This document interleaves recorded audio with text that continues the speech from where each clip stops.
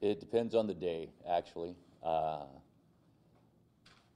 One, I've never spent any time in a hospital, and then being in the hospital for two different hospitals for 10 days was quite different. Uh, then once I got home, I couldn't do anything. I was pretty much bedbound for several weeks. Then relapses of problems, mainly in my leg. Then, of course, the car crash didn't help at all. And then the day of my leg surgery, which happened the morning I got shot, I started my physical therapy. And that continued through my stay in the hospital, which by the last couple of days, I was actually doing physical therapy twice a day. And then that continued once I got home up through the middle of May. And I got about a month break from physical therapy. I've had to start the physical therapy again because I still have some atrophy in my right leg.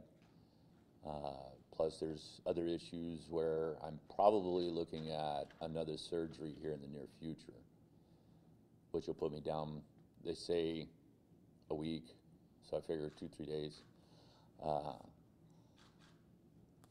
Long term, I don't know. I have a rod and 4 bolts in my right femur. I have a plate and 10 screws in my right wrist. My right hand still isn't 100%. Don't know if it'll ever be 100%, but it's getting there. I can use it a lot more now than I did before. Lou, has this experience changed your ideas, your thoughts about law enforcement and the role of a police officer and the violence that's out there in our community and in our society? I'm just wondering, something like this, I would think has got to be a life-changing kind of a thing. Yes, it is. I mean, between the military and APD, I've been doing this for 38 years. Always knew this type of situation could happen. I think about it all the time when I'm working. If I walk up to a car, this happens, what am I going to do? Well, I got to find out what I really will do. As far as changing the role of a police officer, I don't think so. I still feel comfortable doing the job. Right now, physically, I'm unable to do the full job, but that will come.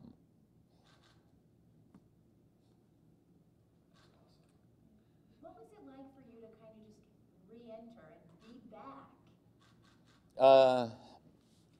Interesting. Spending 6 months at home with my wife was great. We've never had that much time together. So in a way, I was, I guess, disappointed that I had to come back to work. She said she wasn't done with me yet, so she was not ready for me to come back to work. And then coming back to work on a light duty status is different. I've only been on light duty twice before after motorcycle wrecks.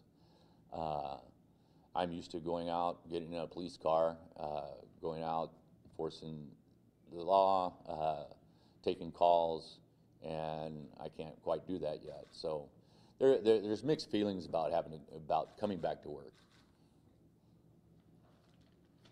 Did you have any pressure from anybody close to you to retire? Yes, my wife. And what was sort of your response to that? In my opinion, retirement's a pipe dream. I mean, you do get a retirement check, but that doesn't always allow you to live comfortably. So you're going to have to work. I don't possess too many skills that are useful in the private sector. So my option is to come back to work.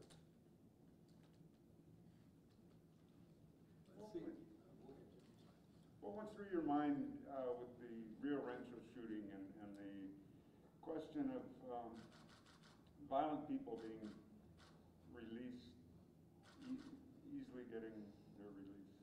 Officer Brenner's situation was eerily similar to mine.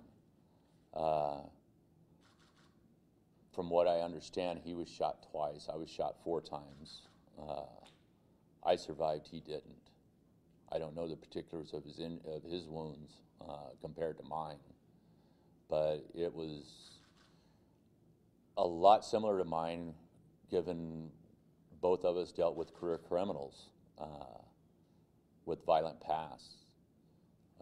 I've actually been contacted by 2 or 3 groups that are planning to campaign against releasing violent criminals in this because of my incident, because of his incident. It's been, you know, I guess brought to the public light that, you know, there are certain people that should not be allowed to be in the public. With one caveat, when I was talking to these folks, is, you know, a person with a felonious history is not necessarily a violent person. You know, you get someone with 4 DWIs, you know, some high dollar shoplifting. Yeah, they're felons, but, you know, they're not violent. But now you get the people with armed robberies, rapes, murders, manslaughter, stuff like that. When they have multiple convictions for that, you know, I don't think they belong in society, actually. They can't behave themselves. Could you get us up to speed here just for a second? How many years with APD, Lou? 31 years with APD. 31 years with APD? Yes. And you were Air Force? Yes. And military police? That's correct. For? As a contractor for 2 years, and then active duty for 4. And you were on the DWI unit when this shooting happened? Yes, I've been with the DWI unit for about 2.5 years. Okay. Is that a unit that you want to go back to eventually, or? Yes, Okay. Why is that? that's what I do. I believe the very first arrest I ever made was a crash involving a DWI, and that was back in 1977. And even though I've done a lot of things with the police department, that's kind of what I've been doing over the last 31 years.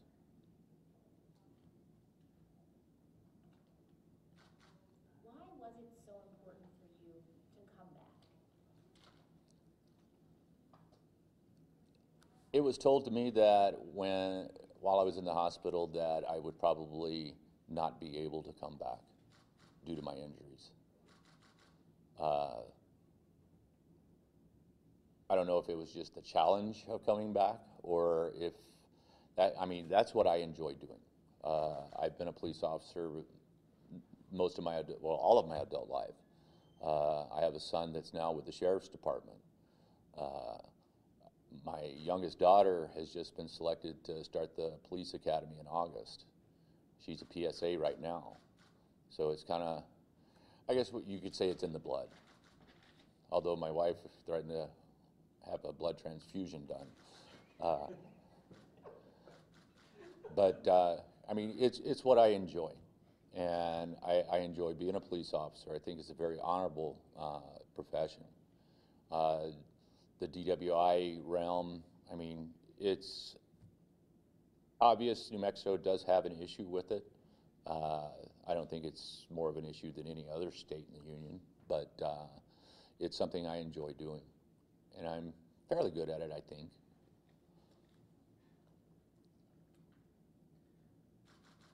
For your recovery, what were some of the biggest challenges? What were the injuries that took the most to get over with? Initially, it was the use of my hand. My hand didn't work. I couldn't close my fist. I couldn't grip a pen. Couldn't move my wrist. But as time went by, a lot of that did go away. And then it was just learning to walk again. You wouldn't think that would be an issue as old as I am, and as long as I've been walking. But learning to walk correctly was a challenge. It still is because there's still issues that haven't been resolved yet with my leg. And that's another reason for physical therapy. I gotta fix those problems before I actually walk correctly again. And how did the gunshot damage the leg? It entered my lower abdomen, went across the abdomen, hit the top of the femur. The top half of my right femur had a spiral fracture, and then at mid-femur, it broke in half.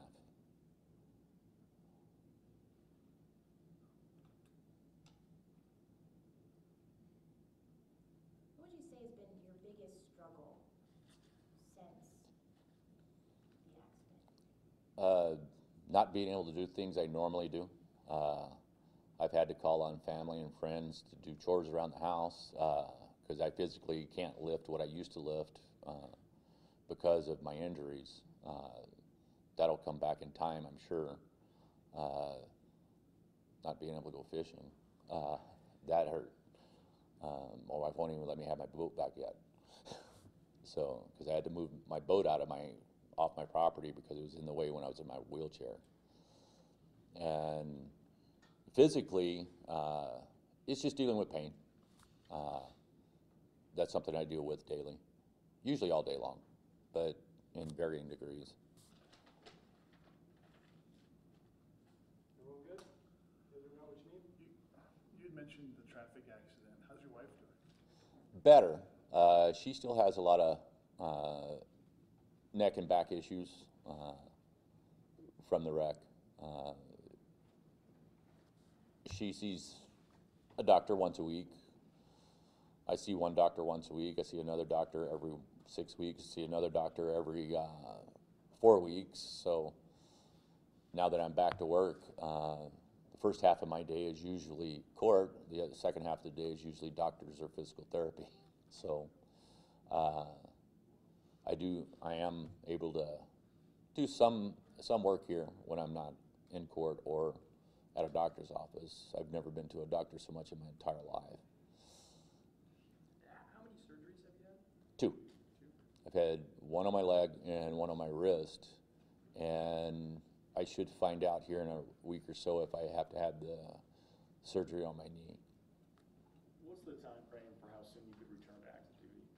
As soon as I'm all healed up. Like I said, I was told that I probably wouldn't even return to light duty for a year. 6 months later, I'm back on light duty. I wouldn't expect to be able to return to full duty for at least another 2 to 3 months. They say I heal pretty quick, but I've never had this type of injury, so I don't know how fast you're supposed to heal.